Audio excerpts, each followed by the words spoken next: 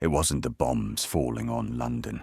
It wasn't the threat of jackboots on the beaches.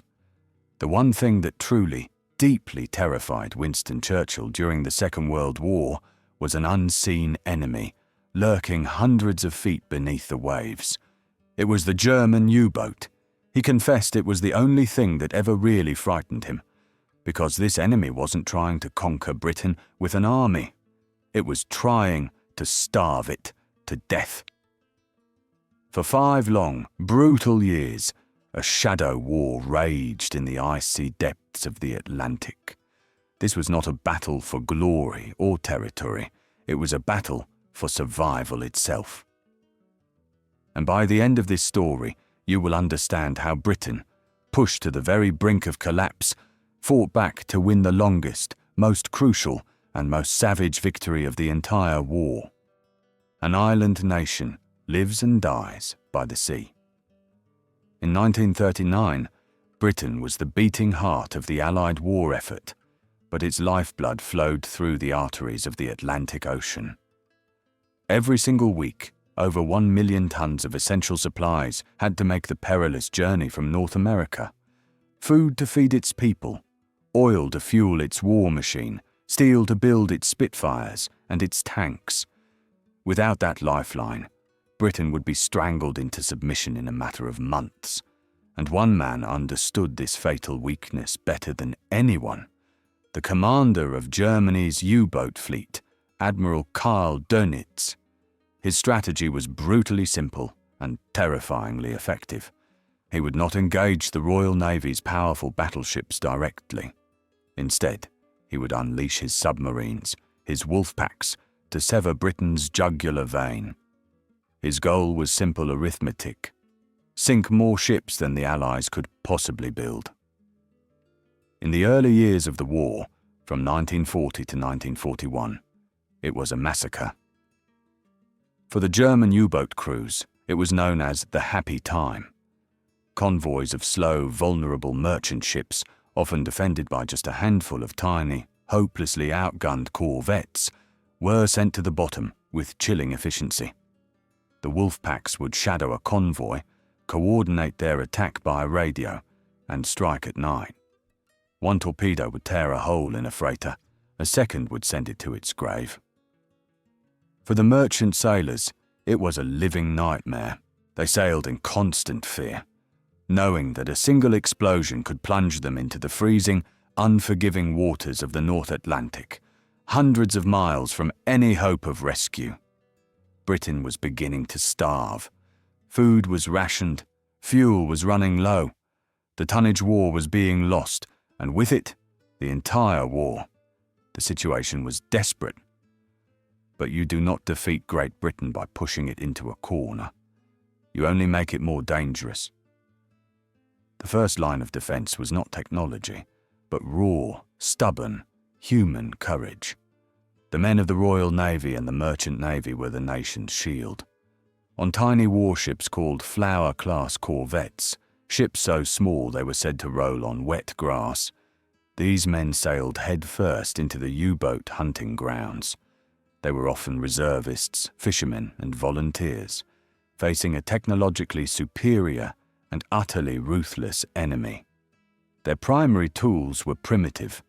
ASTIC, an early form of sonar, could send out a ping to search for a submerged submarine, but it was notoriously unreliable in the turbulent Atlantic.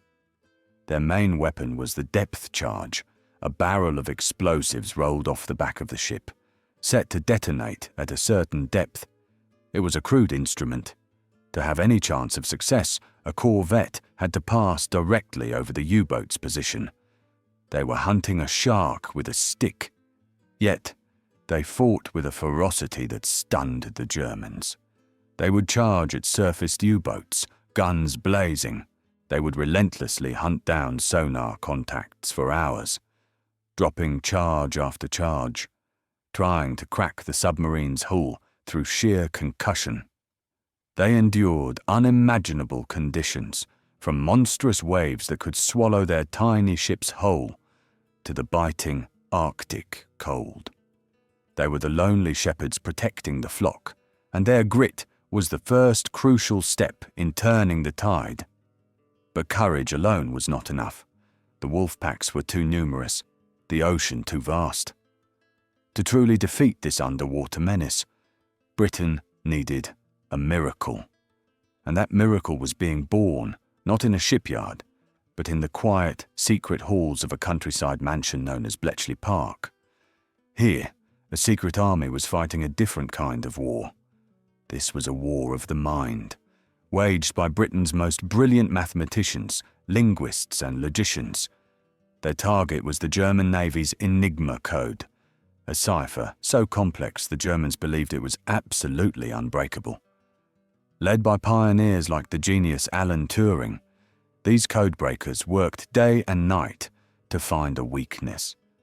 The naval enigma was the toughest nut to crack, but they refused to be beaten.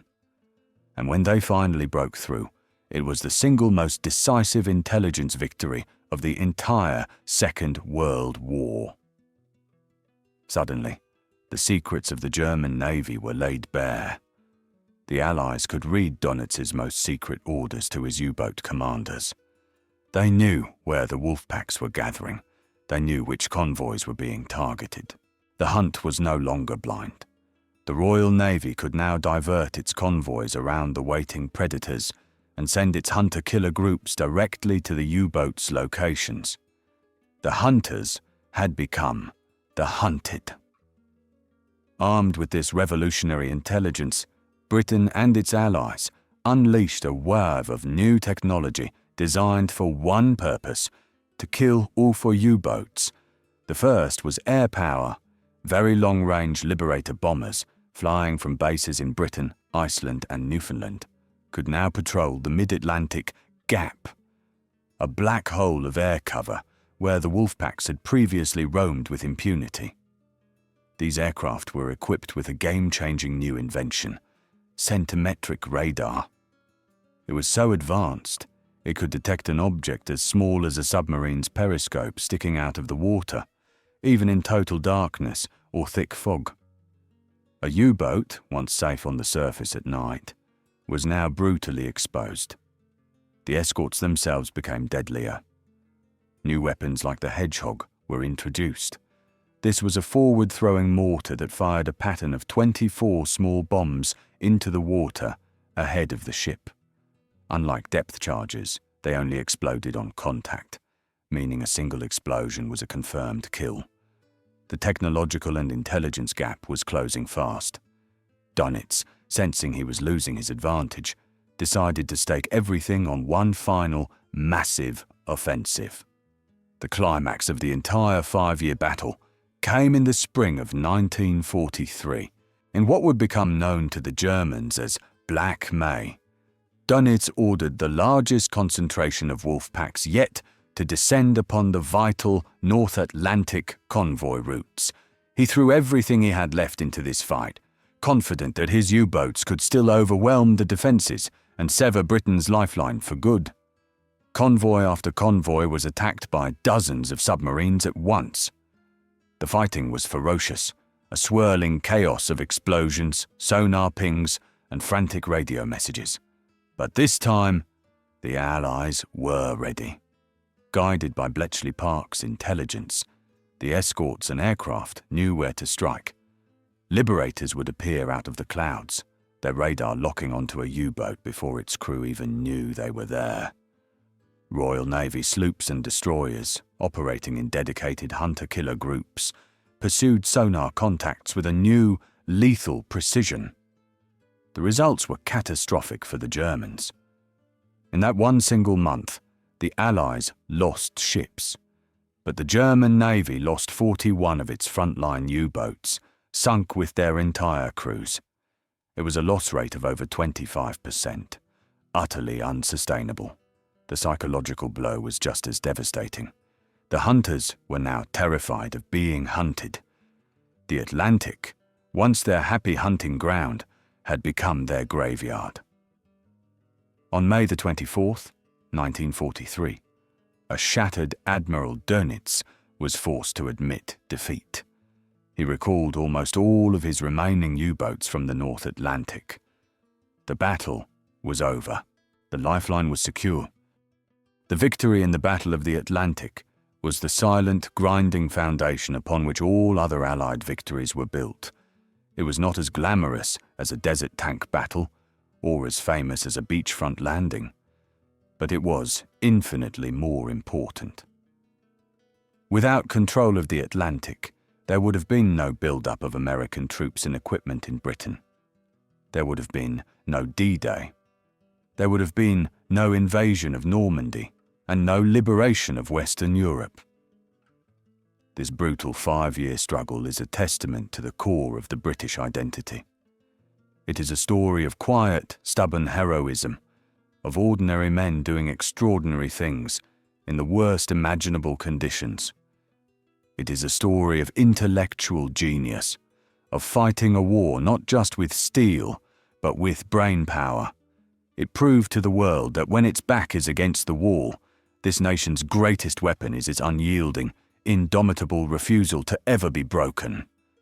That legacy endures. The Battle of the Atlantic is a permanent reminder that Britain's security and prosperity have always been, and will always be, tied to the sea. And it teaches us that our greatest triumphs are often born from our moments of greatest peril. The key takeaway is this: the war in the Atlantic was the secret, decisive struggle that made the final victory over tyranny possible.